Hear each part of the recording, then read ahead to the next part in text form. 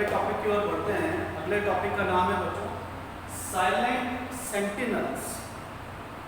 अब sentinels word का meaning क्या होता है? सेंटिनल्स वर्ड का मतलब होता है पहरेदार। तो साइलेंट सेंटिनल्स का मतलब क्या हुआ? खामोश पहरेदार। और खामोश पहरेदारों की स्टोरी को ही मेगालिथ्स कहा गया है। यानी कि खामोश पहरेदार कौन है, उनकी स्टोरी को बताने के लिए ही वर्ड दिया गया है मेगालिथ्स। अब मेगालिथ भी बेटा दो वर्ड से मिलकर बना है। एक है मेगा और दूसरा है लिथ, LITHS। तो लिथ्स का मतलब होता है बेटा स्टोन, पत्थर, और मेगा यानी कि बड़ा। तो मेगालिथ्स वर्ड का मतलब क्या हुआ? बड़े चट्टान या बड़ा पत्थर। अब ये क्या स्टोरी है, किससे कहा गया है खामोश पहरेदार? आइए उसके बारे में पॉइंट वाइज बात करते हैं। सबसे पहला पॉइंट मेंशन किया है बच्चों हमने, megaliths were used to mark burial sites. पहले के समय में जब भी व्यक्तियों की, लोगों की मृत्यु हो जाती थी तो उन्हें दफन किया जाता था बेटा, है ना, दफनाया जाता था। और मेगालिथ्स का इस्तेमाल इन्हीं दफन करने वाली जगह को पहचानने के लिए किया जाता था। यानी कि सपोज करिए किसी व्यक्ति की मृत्यु हो गई और उसे जमीन के नीचे दफनाया जा रहा है, तो कैसे पहचानेंगे हम? How to identify that place, कि यहाँ पर इस जगह के नीचे किसी व्यक्ति को गाड़ा गया है या दफनाया गया है। तो उस जगह को पहचानने के लिए ही मेगालिथ्स यानी कि बड़े बड़े पत्थरों का इस्तेमाल किया जाता है। That is the use of megaliths. यानी कि अगर हमसे कोई पूछे कि what is the use of megaliths, इन बड़े पत्थरों का आखिर इस्तेमाल है क्या, तो हमारा जवाब क्या होगा? To mark those burial sites. अब ये जो वर्ड है बेटा बरियल,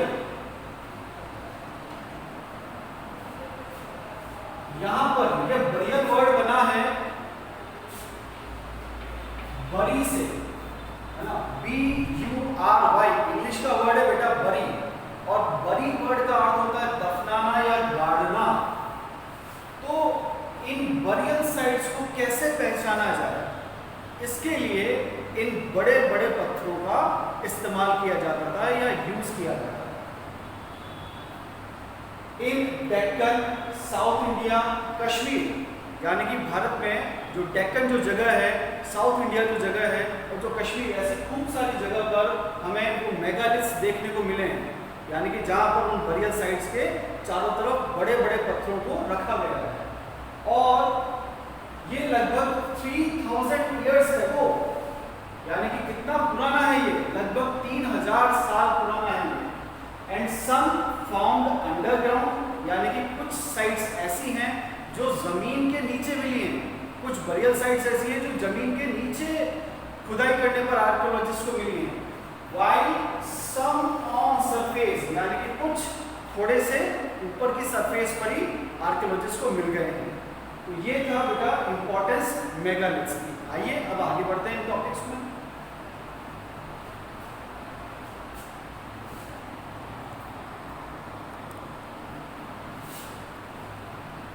तो बच्चों हमने बात की थी कि ये जो मेगालिथ्स थे, इनमें से काफी ज्यादा मेगालिथ्स अंडरग्राउंड यानी कि जमीन के काफी ज्यादा नीचे, और कुछ मेगालिथ्स ऐसे थे जो जमीन के ऊपर ही आर्कियोलॉजिस्ट को एक्सकेवेट यानी कि खुदाई करते वक्त मिले। अब आगे बढ़ते हैं इसमें। सेकंड पॉइंट आ रहा है, ए सर्किल ऑफ बॉर्डर्स और a single large stone standing on ground is the indication of burial beneath. यानी कि यह शो करने के लिए, इंडिकेट करने के लिए, ये बताने के लिए कि यहाँ पर किसी को दफनाया गया है, गाड़ा गया है, ये वह जगह है। इसके लिए या तो सिंगल लार्ज स्टोन, एक बड़ी सी चट्टान को उस जगह पर खड़ा कर दिया जाता ताकि उसे आसानी से पहचाना जा सके। कि यहाँ पर एक बरियल साइट है, या फिर a circle of boulders. Boulders मतलब बड़े बड़े गोल आकार के जो पत्थर हैं उन्हें बोल्डर्स कहा जाता है। तो उन बड़े बड़े गोल पत्थरों को एक सर्किल के रूप में, यानी कि एक सर्किल बनाते हुए उस बरियल साइट के चारों तरफ एक सर्किल बना दिया जाता था, ताकि उस सर्किल को देखकर लोग ये समझ पाएं कि इस सर्किल के अंदर एक बरियल साइट है जहां पर उन लोगों को दफनाया गया है।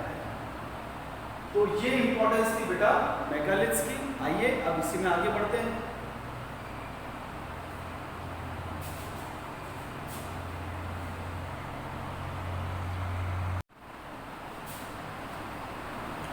एक लास्ट पॉइंट और इस टॉपिक में आता है बेटा साइलेंट सेंटिनल्स में, वो ये है कि जब आर्कियोलॉजिस्ट ने उन बरियल साइट्स को एक्सकेवेट किया और खुदाई की, तो उस खुदाई में उन्हें कुछ ह्यूमन स्केलेटन्स मिले।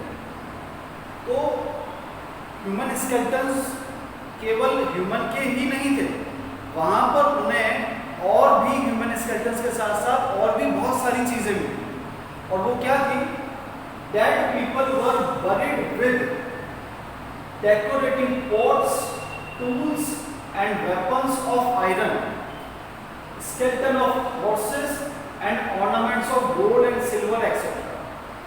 यानी कि ह्यूमन स्केलेटन्स के साथ साथ आर्कियोलॉजिस्ट को वहां पर काफी ज्यादा डेकोरेटिव पॉट्स, यानी कि बहुत ही सुंदर आर्टिस्टिक पॉट्स, यानी कि मिट्टी के बर्तन या जो रेड और ब्लैक वेयर होते हैं वो उन्हें मिले। इसके साथ tools and weapons made of iron, यानी कि जिन टूल्स का, जिन हथियारों का वो इस्तेमाल किया करते थे, उन्हें भी उनके साथ उन बरियल साइट्स में रखा गया। और इनमें से काफ़ी ज़्यादा वेपन्स जो कि आयरन के बने हुए थे वो आर्कियोलॉजिस्ट को उन बरियल साइट से स्केलेटन के साथ मिले। इसके साथ साथ कुछ जानवरों के स्केलेटन भी उन्हें मिले, जैसे स्केलेटन ऑफ हॉर्सेस। इस चैप्टर में हमने पढ़ा है कि how important horses they are, क्योंकि हॉर्सेस के लिए तो वह प्रार्थनाएं किया करते थे, ईश्वर से प्रार्थना करते थे कि आप हमें अच्छे घोड़े प्रदान करें ताकि हम इनका इस्तेमाल रथ में कर सके, चैरियट्स में कर सके, बैटल्स में कर सके। और अगर घोड़े अच्छे होंगे तो डेफिनेटली उनके जो विजय मिलेगी, उनको जीत मिलेगी युद्ध में, वो भी ज़्यादा चांसेस बढ़ जाते हैं। इसलिए जब भी कोई व्यक्ति मरता था तो उसकी पसंद का जो घोड़ा होता था उसे भी साथ साथ उस बरियल साइट्स में दफना दिया जाता था। और ornaments of gold and silver, यानी कि जो अपनी रूटीन लाइफ में जो ऑर्नामेंट्स पहनते थे, आभूषण पहनते थे गोल्ड और सिल्वर के, वो आभूषण भी उनके साथ में रखे जाते हैं। अब इसका रीजन क्या है ना? मरने वाला व्यक्ति तो मर गया, उसके साथ ये सारे बर्तन और टूल्स, वेपन्स, हॉर्सेस, ऑर्नामेंट्स रखने का रीजन क्या है? तो इसका रीजन ये है बच्चों कि उस समय के लोग बिलीव करते थे लाइफ आफ्टर डेथ में, यानी कि मृत्यु के बाद का जीवन।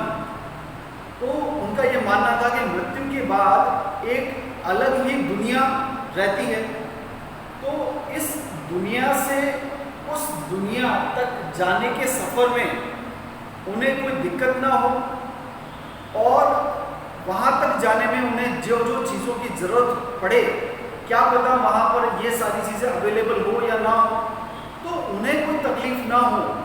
इस वजह से उनके इस्तेमाल में आने वाली सारी चीज़ों को उनके साथ में ही दफन कर दिया जाता है, जो इस बात को इंडिकेट करता है कि हाउ मच रेस्पेक्ट दे पे टू द डेड पीपल, यानी कि एक मृत व्यक्ति को भी वो कितना सम्मान दिया करते थे, ये बात पता लगती है उनकी डेड बॉडीज के साथ रखे हुए सामानों से।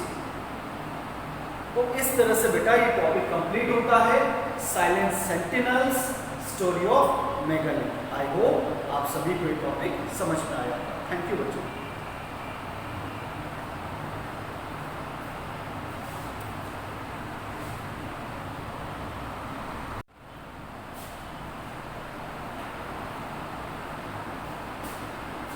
गुड मॉर्निंग बच्चों। अब हम अगले टॉपिक की ओर बढ़ रहे हैं बेटा, finding about social differences. Differences मतलब होता है बेटा अंतर, और सोशल डिफरेंसेस मतलब समाज में जो अलग अलग लोग रहते थे उनमें किस तरह के डिफरेंसेस देखे गए।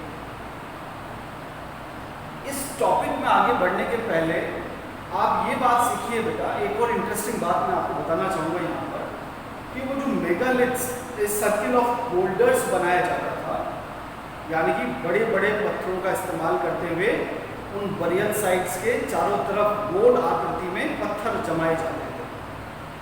उन पत्थरों को बहुत ही अच्छे तरीके के इंटरलॉकिंग पैटर्न, यानी कि जैसे हड़प्पा शहर में हुआ करता था, सीखा है हमने। हड़प्पा में जो ग्रेट बाथ बनाया गया था, वहाँ पर ईंटों को इंटरलॉकिंग पैटर्न यानी कि आपस में जुड़ी हुई तरीके से ईंटें जमाई गई थी। उस तरह से इन पत्थरों को आपस में ऐसे जमाया जाता था कि वो अभी तक, जब तक उनको तोड़ा नहीं गया तब तक वो अलग नहीं हुए, और उन्हें आपस में इंटरलॉक करने के लिए न ही किसी तरह का टार यानी कि जो डामर होता है, और न ही किसी तरह की कंक्रीट का इस्तेमाल किया गया है ना। समझ रहे बच्चों आप कि कितना दिमाग लगाया होगा उन्होंने इस चीज़ को बनाने के लिए, क्योंकि आज हम कोई भी आर्किटेक्चर बनाना चाहते हैं, कोई बिल्डिंग बनाना चाहते हैं, तो हमें सीमेंट, रेत, कंक्रीट, ईंट, सरिये, इन सारी चीज़ों की ज़रूरत पड़ती है। लेकिन उन्होंने पत्थरों को ही इस तरह से इंटरलॉकिंग पैटर्न में जमा दिया कि वो बहुत ही परमानेंट सेटलमेंट बन गए, यानी कि पक्के सेटलमेंट बन गए एक तरह से।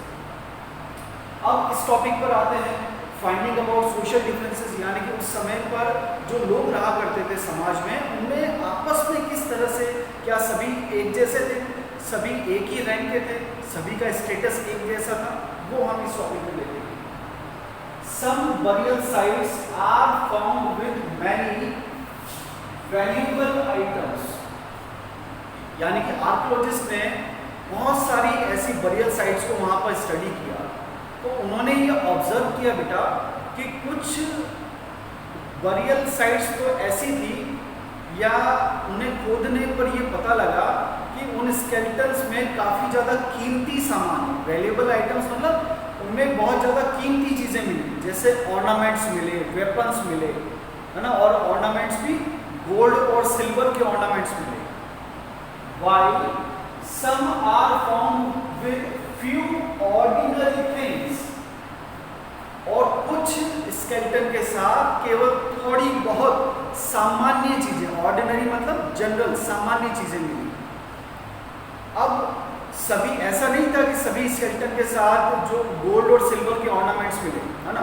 कई ऑर्नामेंट्स हो सकता है कुछ स्टोन्स को लेकर बनाए गए हों, है ना, कुछ बीड्स को लेकर बनाए गए हों। बीड्स भी एक रेड स्टोन होता है, आपको सिखाया मैंने। हो सकता है कुछ बोन्स का इस्तेमाल करके बनाए गए हों ऑर्नामेंट्स। तो एक तरफ ऑर्नामेंट्स है गोल्ड सिल्वर के, एक तरफ ऑर्नामेंट्स है बोन्स के। तो ये एक तरह का डिफरेंस, सोशल डिफरेंस हमें समझाता है कि उस समय पर भी हर व्यक्ति गोल्ड और सिल्वर के ऑर्नामेंट नहीं पहनता होगा, क्योंकि गोल्ड और सिल्वर काफ़ी वैल्यूएबल है, काफ़ी कीमती है, तो हर व्यक्ति इतना खरीद नहीं सकता होगा गोल्ड और सिल्वर का। तो डेफिनेटली जिन स्केलेटन के साथ में गोल्ड और सिल्वर के ऑर्नामेंट्स आ रहे हैं, वो बेशक अमीर रहे होंगे, धनवान रहे होंगे, या फिर वो हायर रैंक यानी कि ऊंचे तबके के लोग होंगे, जिसमें प्रीस्ट और राजा आते हैं, ब्राह्मण्स आते हैं। और जिनके साथ में ऑर्डिनरी चीज़ें मिली हैं, मतलब थोड़े दूसरे मेटल्स के ऑर्नामेंट्स या बोन्स के ऑर्नामेंट्स या स्टोन के ऑर्नामेंट्स मिले हैं, वो हो सकता है वो कॉमन पीपल रहे हों, या स्लेव्स, दास या दासी रहे हों। तो ये एक तरह का सोशल डिफरेंस हमें वो आर्कियोलॉजिकल साइट्स पर मिलने वाली स्केलेटन्स हमें बताते हैं। इसके अलावा sometimes megaliths had more than one skeleton, यानी कि ऐसे बरियल साइट्स भी आर्कियोलॉजिस्ट ने ऑब्जर्व की जहां पर केवल एक ही मानव कंकाल नहीं था, एक ही मनुष्य का कंकाल नहीं था, एक से ज़्यादा स्केलेटन उन्हें मिले हैं, indicating that जो इस बात को हमें समझाते हैं कि those people belong to same family, यानी कि जिस बरियल साइट पर, जिस मेगालिथ पर एक से ज्यादा स्केलेटन्स मिले हैं, वो इस बात को समझाते हैं कि वो सभी एक ही परिवार के लोग रहे होंगे। अब एक ही परिवार के लोगों को एक ही जगह पर दफनाने के लिए भी कई बार इन मेगालिथ्स का यूज किया जाता था, है ना।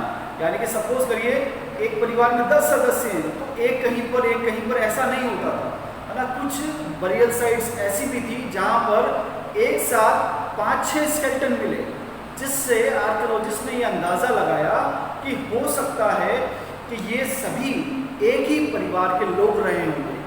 अब ऐसा तो हो नहीं सकता बेटा कि सभी परिवार के सदस्यों की मृत्यु एक ही समय पर हुई होगी, है ना। जैसे आज किसी की डेथ हुई तो उसके कुछ वर्षों के बाद में, हो सकता है कुछ 100 वर्ष के बाद में, 50 वर्ष के बाद में, 20 वर्ष के बाद में किसी की मृत्यु हो, तो फिर उसे उसी जगह पर कैसे दफन किया जाएगा? क्या उसे वापस से खुदाई की जाएगी और फिर ऐसा किया जाएगा? नहीं। वो जो बरियल साइट्स होती थी बेटा, उन्हें थोड़ा ब्रॉड, काफ़ी चौड़ा बनाया जाता था, काफ़ी आकार में बनाया जाता था, ठीक है ना। ग्रेव्स का मतलब होता है कब्र, यानी कि वो जो कब्र होती थी उसे काफ़ी ज़्यादा चौड़ाई में बनाया जाता था, काफ़ी ज़्यादा बड़े आकार में बनाया जाता था। और उसके बाहर की तरफ एक पोर्ट होल मतलब एक बॉडी को अंदर एंटर किया जा सके ऐसा बड़ा होल बनाया जाता है। वो जो कब्र है, वो जो बड़ी कब्र है, उसके बाहर की तरफ एक बड़ा सा छेद बनाया जाता था या रखा जाता था, जिसमें से जब जब उस परिवार के अगले सदस्य की डेथ होती जाएगी, यानी कि मृत्यु होती जाएगी, तो हम इस पोर्ट होल का इस्तेमाल करते हुए उस बॉडी को अंदर की तरफ एंटर करते हुए जाएंगे। तो आर्कियोलॉजिस्ट का ये कंक्लूजन आया है कि हो सकता है इन पोर्ट होल्स के थ्रू ही एक परिवार के सदस्यों को जैसे जैसे उनकी डेथ होती जाती थी, उन्हें उन ग्रेव्स में अंदर एंटर करने के लिए भेज दिया जाता था। तो ये था मेरा आज का टॉपिक। आई होप आप सभी को ये चीज़ समझ में आई होगी। आप लोग बच्चों, जो मैं वीडियोस बनाता हूँ, मैं हर स्लाइड पे यहाँ पर पहले ब्लैक बोर्ड पे भी लिखता हूँ, तो आप अपने नोट्स बनाने के लिए, वैसे तो मैं end of the chapter PDF भेज रहा हूँ आपको, लेकिन फिर भी आप चाहें तो इसका एक स्क्रीनशॉट लेकर आप अपने नोट्स को भी तैयार कर सकते हैं ना। इनका आप चाहें तो स्क्रीनशॉट ले लें और उन्हें सेव कर लें, है ना। अगर आपको स्लाइड से समझ में आता है, मैं स्लाइड्स भी भेज रहा हूँ आपको, उसके बाद मैं यहाँ पर ब्लैक बोर्ड पर भी लिख रहा हूँ। तो ऐसी कई बातें होती हैं जो मैं स्लाइड्स में नहीं बोलता हूँ या नहीं लिखी हुई रहती है, तो आप उनका ब्लैक बोर्ड पर जो लिखे हुए मटेरियल है उसका स्क्रीनशॉट लेकर भी समझ सकते हैं। आई होप आप सभी को समझ में आया होगा। Thank you so much.